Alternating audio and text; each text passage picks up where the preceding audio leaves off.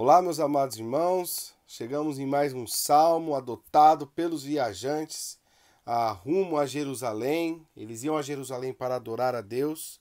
Nós estamos falando dos salmos de peregrinação e especificamente hoje vamos trabalhar no Salmo 132, que tem alguns elementos muito especiais para a igreja, para mim, para você, nos dias de hoje. E há quem acaba que desconectando muitos dos ensinos do Antigo Testamento da realidade atual.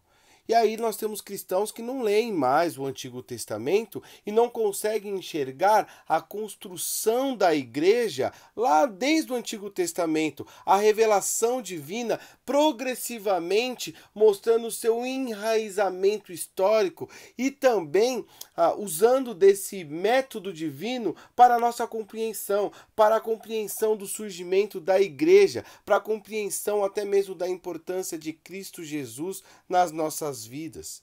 No Antigo Testamento, que estou defendendo um pouco mais, nós encontramos os temas muito simples que nós vemos eles difundidos no Novo Testamento. Quem é o Messias? Nós encontramos no Antigo Testamento, quem é o Messias prometido? Quais são as alianças que estão baseadas até mesmo na nossa vida? Alianças que foram usados para os personagens bíblicos do passado? Como a graça de Deus também foi revelada mesmo antes de eu e você existirmos?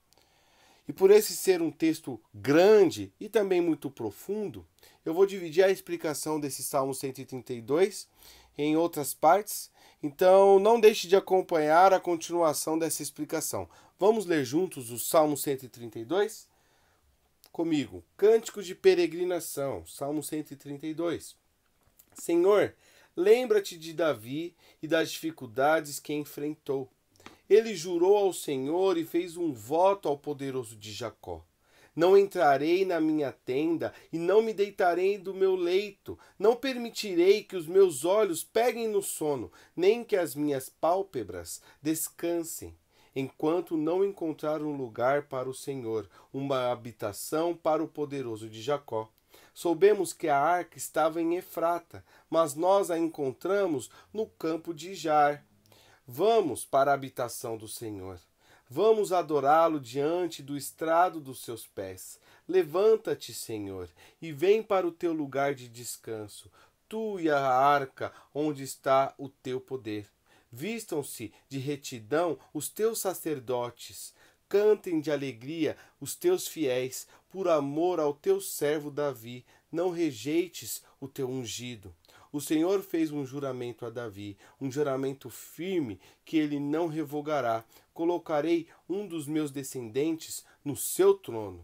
Se os seus filhos foram fiéis à minha aliança e aos teus testemunhos que eu lhes ensino, também os filhos deles o sucederão no trono para sempre.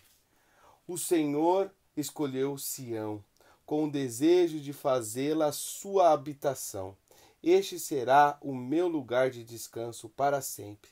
Aqui firmarei o meu trono, pois esse é o meu desejo. Abençoarei este lugar com fartura, os seus pobres suprirei de pão, vestirei de salvação os seus sacerdotes e os seus fiéis a celebração com grande alegria.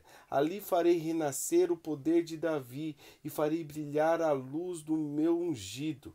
Vestirei de vergonha os meus inimigos, mas nele brilhará a sua coroa. Glórias a Deus. Para entendermos bem o que está acontecendo aqui, eu vou ter que contar um pouco de história, um pouco da história do Antigo Testamento para chegarmos nessa ocasião, na ocasião do Salmo 132. Então vamos lá.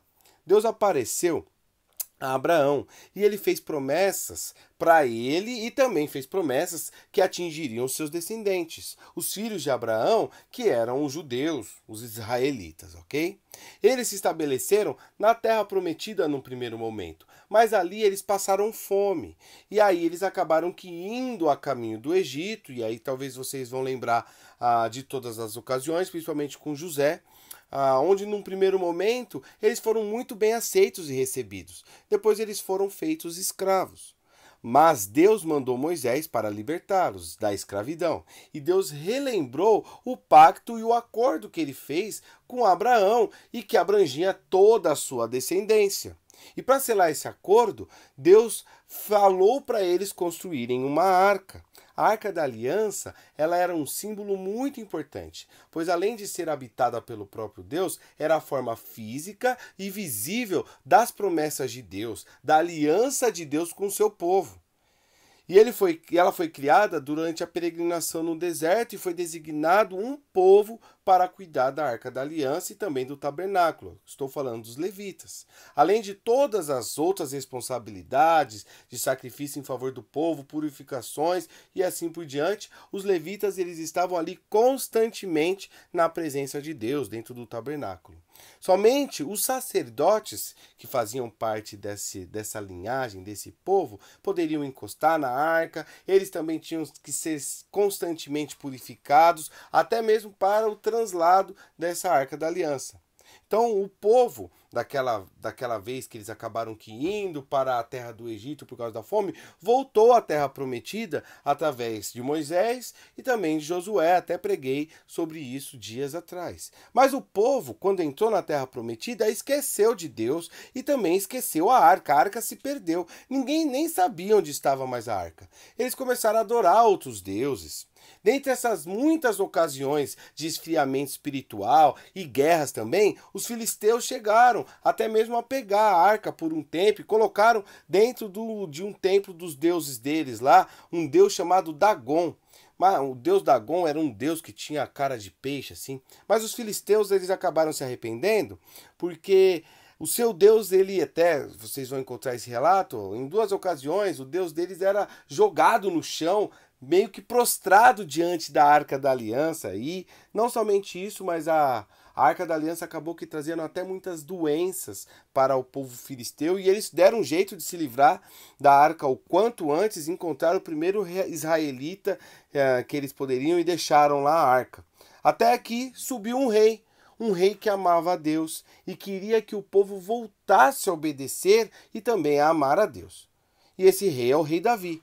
Então Davi, ele vai buscar a arca e nessa primeira vez ele não foi tão criterioso nessa primeira busca, nesse primeiro resgate da Arca da Aliança, e aí o boi que estava carregando a Arca da Aliança chegou até a tropeçar. E um outro personagem chamado Uzá, ele tentou segurar a Arca da Aliança para que ela não caísse, e ali ele foi fulminado, e no momento que ele encostou da arca ali, ele já acabou que morrendo. Então, claro que isso trouxe muita tristeza para o coração de todas as pessoas que viram aquele acontecido. E aí Davi acabou que deixando numa eira ali de um judeu. Davi comprou as terras desse judeu para a arca ficar lá. E Davi se preparou. Ele foi lá, conheceu o modo correto de carregar a arca. Foi nessa ocasião também que nós temos a primeira sistematização, a instituição de um trabalho musical, dos levitas serem usados mesmo para música. E aí Davi faz tudo bonitinho, ele leva a arca para um tabernáculo que ele construiu, que ele montou lá no Monte Sião, e Davi porque queria construir o templo.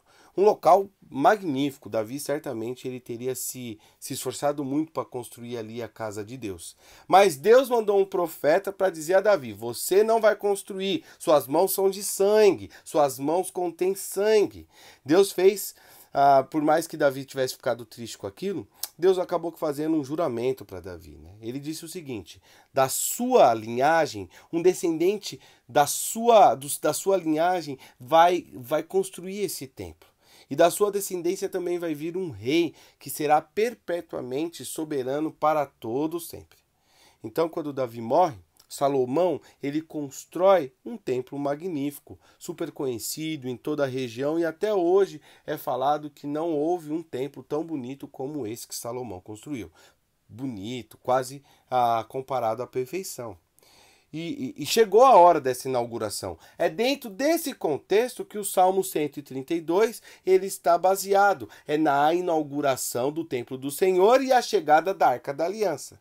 E nessa primeira parte do Salmo 132, da nossa devocional, eu quero destacar o testemunho do coração do Davi. Que mesmo que depois de morto, esse foi o motivo da oração de Salomão, que nós vimos aqui no Salmo 132. Que honra seria para mim, que honra seria ver a minha filha um dia ou qualquer outro amigo lembrar do meu nome em suas orações. Às vezes, lemos as histórias de Salomão e pensamos que ele está bem desconectado do seu pai, ou que talvez tudo que o seu pai viveu não tenha interferência na sua vida, não teve interferência até mesmo no seu reinado. Mas esse texto nos prova o contrário e nos motiva a duas coisas. Primeiro, nós precisamos conhecer a nossa origem bíblica, precisamos conhecer as histórias bíblicas, que são sombras do que experimentamos e vivenciamos hoje como igreja. Segundo, nós temos que ter um desejo por Deus, assim como Davi, que marcou não somente o seu filho, mas também permitiu que ele, o rei Salomão, construísse em obediência o templo do Senhor. O testemunho de Davi ecoou no coração de Salomão, dos israelitas, e chegou até nós hoje. Pois é da linhagem de Davi, meus queridos, que nós temos o reinado de Cristo. É através do seu descendente que nós temos a construção do templo que somos eu e você, habitação do Espírito Santo. Então fica aqui, mais uma vez, o meu incentivo para que você conheça mais de Deus. Porque ler um salmo como esse exige que você tenha um pano de fundo histórico e teológico. Eu já li a Bíblia inteira em outras ocasiões e recomecei agora a ler nesse semestre a Bíblia novamente. Que tal você também pegar esse desafio e ler a sua Bíblia inteira nesse ano? Certamente você não vai ter um desperdício de tempo. E também desejo que você e eu tenhamos um temor como o do rei Davi, para que a nossa vida seja um testemunho e uma motivação de obediência e amor a Deus para outras pessoas. Que Deus abençoe a sua vida e até a próxima parte dessa devocional do Salmo 132, na nossa pausa para a paz da Igreja Batista Central de Campinas. Valeu, até a próxima!